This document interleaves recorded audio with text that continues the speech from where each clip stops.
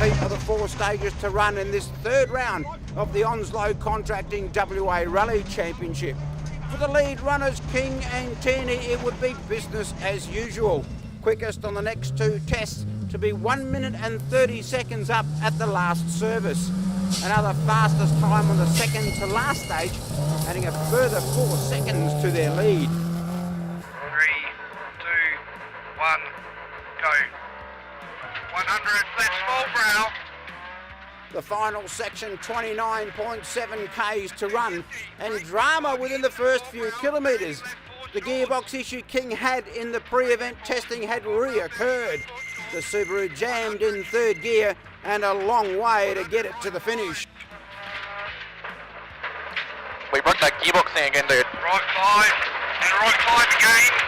Dude, we're breaking the gearbox. Yeah, I know. The decision was made to carry on and to try and minimise the time loss. The stage in full darkness, adding to the challenge, the long straights costing plenty of time.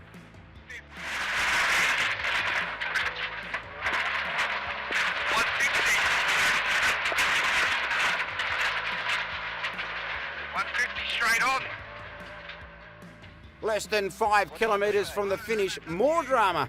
A collision with the wildlife severely damaging the front of the WRX. The cooling system compromised, the car now overheating and in danger of seizing the engine before getting to stage end. Of course, the team would also need to make the liaison section 12 kilometres to the event finish.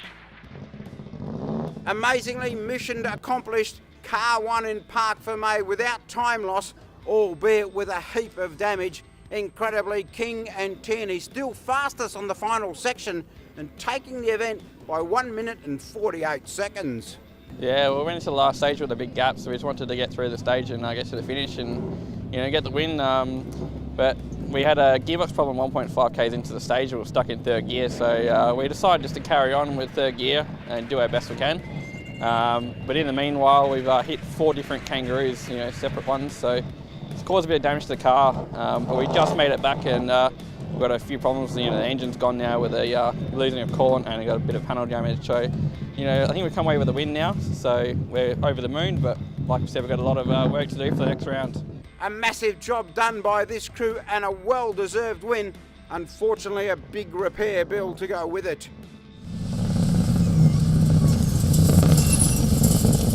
Trailing by 16 seconds at the lunch break, O'Dowd hoped to up the pace, but his time on special stage 5 was equalled by Oxley. The next stage out, O'Dowd grabbed 7 seconds from his series rival, the pair now just under 8 seconds apart. Oxley fought back on the second last section to push the gap back out by 3.6 seconds, the difference heading into the final long night stage, 11.7 seconds. Then 40. Left forward, don't cut. A super effort by O'Dowd and Fever on this tricky last section. Clean and neat with no mistakes. Second fastest on the stage, and most importantly, 18.9 seconds quicker than Oxley. The number 2 spot on the podium, the reward. Yeah, look, our goal today was to try and finish in front of Steve, and we just done it. We were lucky, actually. As I said, he drove very, very well. So. Yeah, we bagged the points and yeah, happy with that. Look, it's an awesome event. The organisers and the sponsors have done a fantastic job, so yeah, well done.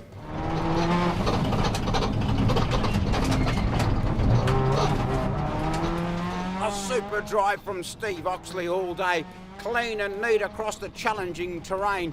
His WRX performing faultlessly, he and co-driver Mike Wood doing a superb job in stressful conditions. The fight for the state title without doubt, another beauty, a job well done by this crew. We were very close just about all day really. We pipped him on a few stages and we equalled him on the long stage, we said earlier. And then going into the last stage, we were probably about 10 seconds behind, or 10 seconds ahead I should say. And but John's awesome eyesight and good driving, obviously. He pipped us by 18 seconds in the last stage, which probably means he, beat us by about 8 or 10 seconds. So, yeah, we had an awesome fight. We've had a good fight at the Forest Rally, and we continued it here today. There's been some good sparring between us. He's a good competitor, so losing to him was unfortunate, but that sort of keeps us second in the championship probably. Mike should be hopefully moving into first place in the co-drivers section of the state championship. So car's pretty straight, bent a rim and a tyre, but other than that it was all a good day. Again, a brilliant effort for the Reynolds-Staltari pairing, super consistent throughout the day. Another with good reliability from their equipment, a fine fourth outright at event's end. Probably the drive of his career, Graham Eddles upped his pace and finished this massively challenging event to grab 5th place, a big effort and a great bonus for this crew.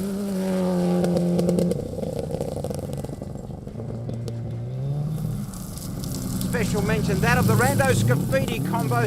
These guys are quickly getting the hang of this rallying business. An excellent day on the gravel, 7th outright, a top performance.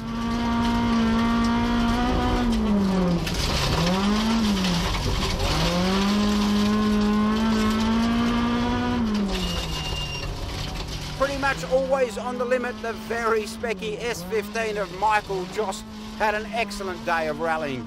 In charge of the 2-wheel drive class from the drop of the flag, 6 stage wins from the 8 sections.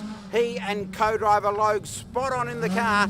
The Nissan Silvia up to the tough conditions. Class winners by 1 minute and 32 seconds.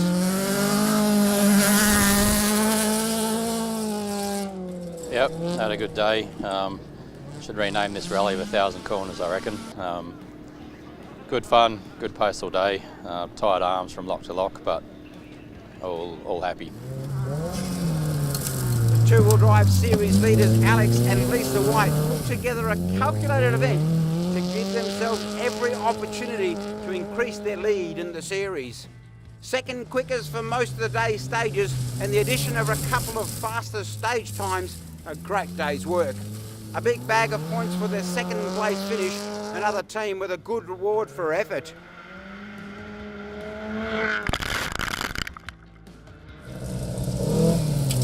Coming back after a long time away from sideways action, paid dividend for Shane Ether. A finish on this super tricky round and 3rd place in 2-wheel drive. What an effort from the Grattan Harris crew. A slowish start, but they made up for it in spades as the event went on. Several top 4 times, 4th outright at event's end. This may well be a team to look out for in coming rounds.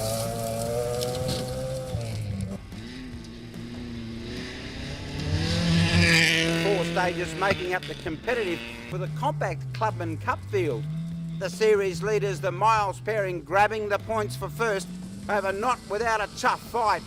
Trading stages with the Vass-Burton combo. In fact, had it not been for a late check-in penalty, Steve Vass would have taken the top spot.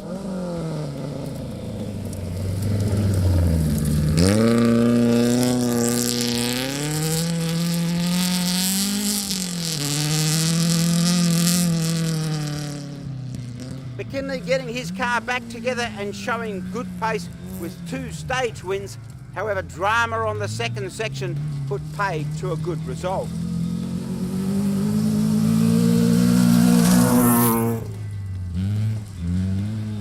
A couple of second faster stage times helped Bayer in his Hyundai to take 3rd place at event's end.